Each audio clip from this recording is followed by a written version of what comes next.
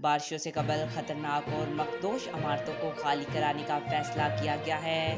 رہائشیوں کو نوٹسز جاری کر دیے گئے۔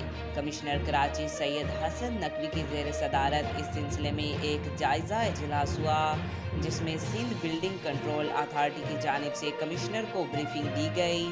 بریفنگ میں بتایا گیا کہ کراچی میں ترجیحی طور پر انتہائی خطرناک 40 عمارتوں کو خالی کرایا جائے گا۔ حکام نے بتایا کہ خطرناک اور مخدوش عمارتوں کے مکینوں کو اس سلسلے میں نوٹسز جاری کر دیے گئے ہیں۔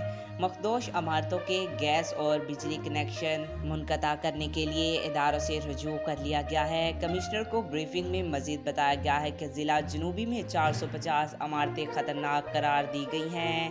کمشنر نے ڈی سی جنوبی کو فوری متعلقہ کمپنیوں کے ساتھ اجلاس منعقد کرنے کی ہدایت کی۔ گزشتہ دنوں کراچی میں ہونے والی بارش اور ہواؤں کے باعث برنس روڈ پر واقع قدیمی عمارت کی دوسری منزل کا حصہ گر گیا تھا۔ حادثے میں خوش قسمتی سے کوئی نقصان نہیں ہوا۔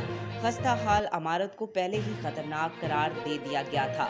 برنس روڈ پر واقع عمارت میں جگہ جگہ راڑیں پڑی ہوئی ہیں۔ عمارت کی صورتحال خطرناک ہے اور یہ کسی وقت بھی گر سکتی ہے۔ آج تک کے لیے اتنا ہی۔ مزید ایسی معلوماتی ویڈیو دیکھنے کے لیے ہمارے چینل کو سبسکرائب کریں۔